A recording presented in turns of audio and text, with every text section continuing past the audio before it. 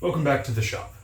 Recently, I've developed a little bit of a mild obsession with hand planes. Now, for the uninitiated, a hand plane is a woodworking tool that uses a blade at a fixed angle in combination with a flat sole in order to remove thin slivers of wood from the top or sides of a workpiece, basically in order to either flatten or smooth it. My first hand plane was this little Stanley block plane, which I actually pulled out of someone's garbage, and it's going to require a lot of work before it's in working condition because, as you can see, it actually has no blade and it's just the slightest bit rusty.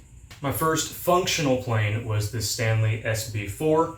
I haven't been able to find exactly what SB stands for, but my best guess is either Stanley bench, since it's a bench plane, or single blade, since it has this one blade here without a chip breaker. Since having purchased this SB4, I've been led to understand that these are some of the worst hand planes that Stanley actually ever produced, and that's for a number of reasons.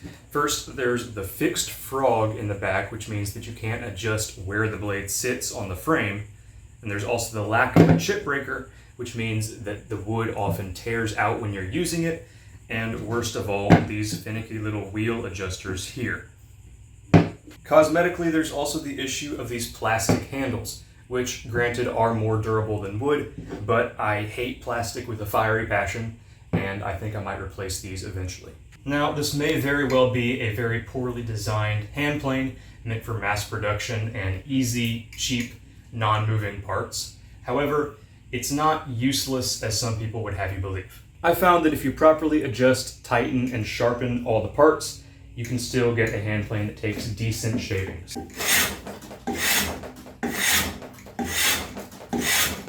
That being the case, the SB4 still left me desirous of the high quality that Stanley manufacturing used to be known for.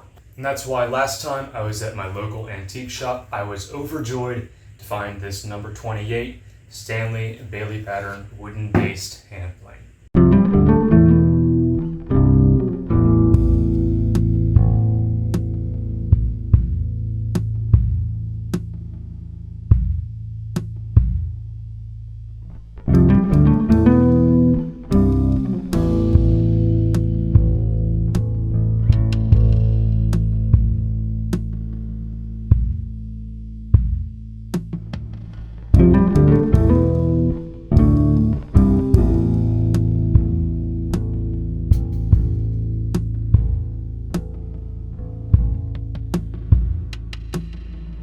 At this point, the observant viewer may have realized that all three of my hand planes were made by Stanley.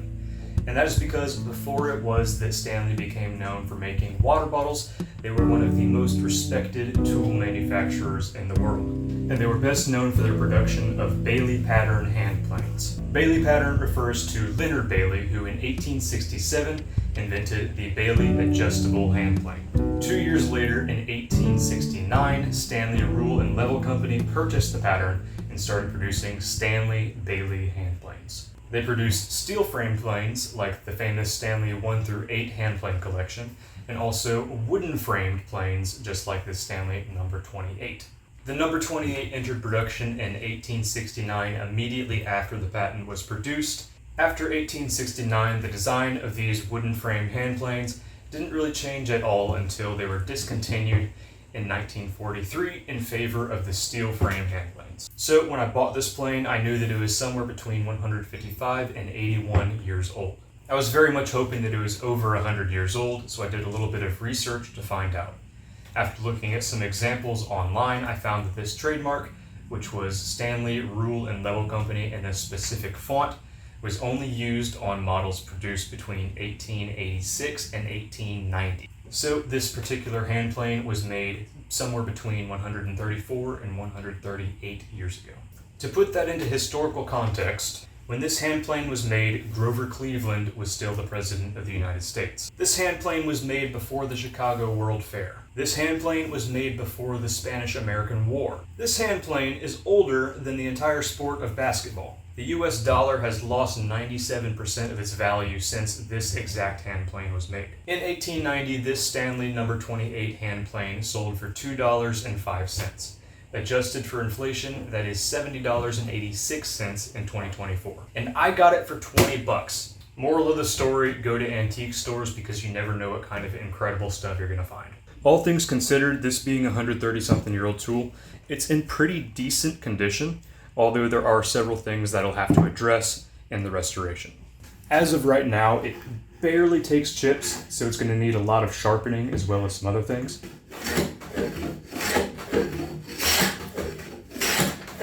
So I'm going to take a moment to go ahead and establish some terminology for these parts while it is that I'm taking it apart and making a list of all the things that I need to fix on it.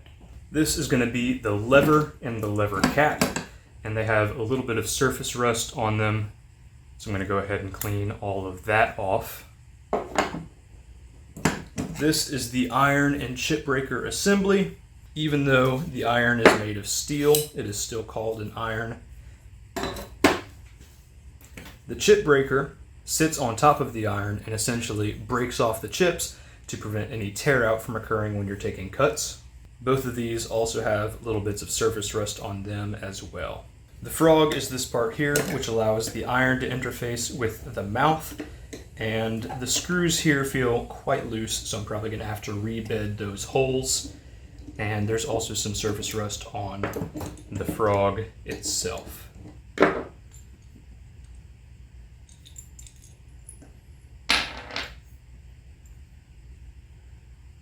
The iron adjustment knob looks to be in pretty good condition, so that will probably be fine. The rear handle is also very broken, so that's either going to have to be replaced or repaired in some way. I'll decide on that a little bit later. The front handle or knob is also a little bit cracked, but it's not cracked all the way through, and I really want to keep as many of the original parts on this as possible, so I'm probably going to end up just leaving that. Alright, last but not least, we have the body itself, which is in good condition, albeit with a little bit of surface rust, so I'll just clean that off as well.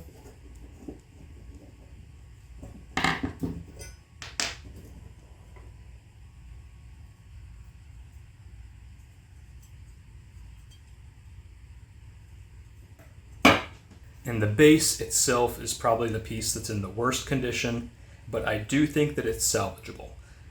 It has a little bit of warpage, so I'm going to have to lap the bottom to make it perfectly flat, but I think that it will be okay.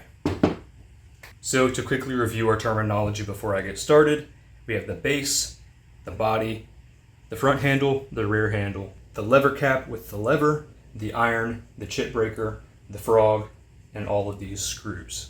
Before I begin, however, I would like to emphasize the fact that I am in no way, shape, or form an authority on any of the subjects that I'm talking about here today. I'm not an authority on Stanley hand planes, on restorations, on hand tools, and this is not a tutorial either. I am not trying to say that this is the proper way to restore hand tools. This is just the way that I am doing it today. So with that out of the way, I'm going to go ahead and start working on cleaning up the metal components. I'm going to be starting by removing the surface rust on this lever and lever casing here, and I'm going to be doing that with a brass brush. The reason for this is that brass is softer than steel, so it won't scratch the steel, and hopefully it won't damage the Japanning finish on this too much, but it will remove the rust. I'm going to start with the back side so that just in case if it does actually damage the Japanning, it'll be on a side that's not too visible.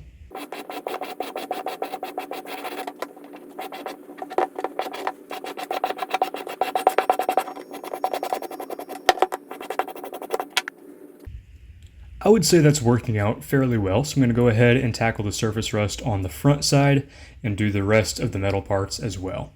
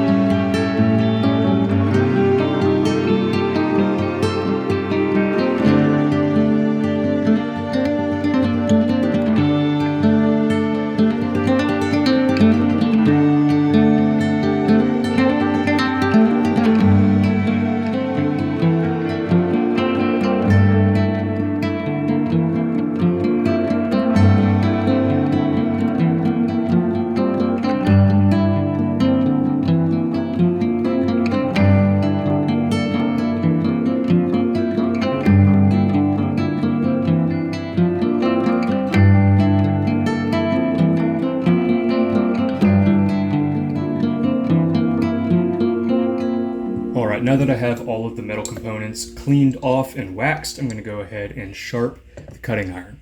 I have it clamped in this honing guide to maintain a consistent angle against the surface of my stone, and I'm using a 400 grit and 1000 grit diamond stone to go ahead and sharpen this up. I've got a thin layer of alcohol covering the surface as a little bit of a lubricant because water can rust the steel behind the diamonds, causing them to fall out. So alcohol works better as a lubricant. As you can see, the stone is mainly contacting on the back side of the bevel, so I'm going to go ahead and keep grinding away until I reach the full length of the bevel.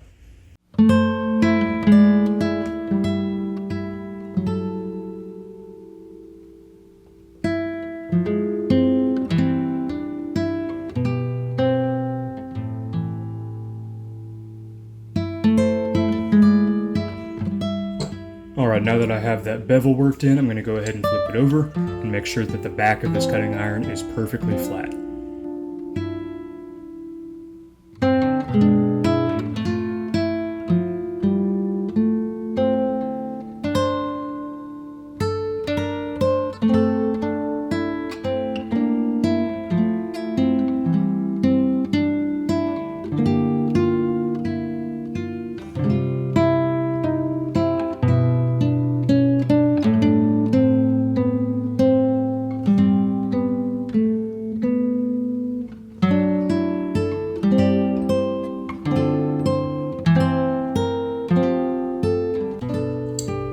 Now the blade is fully sharpened, but there is still a burr on one side of the edge, so I'm going to use this old leather belt as a strop to remove that burr.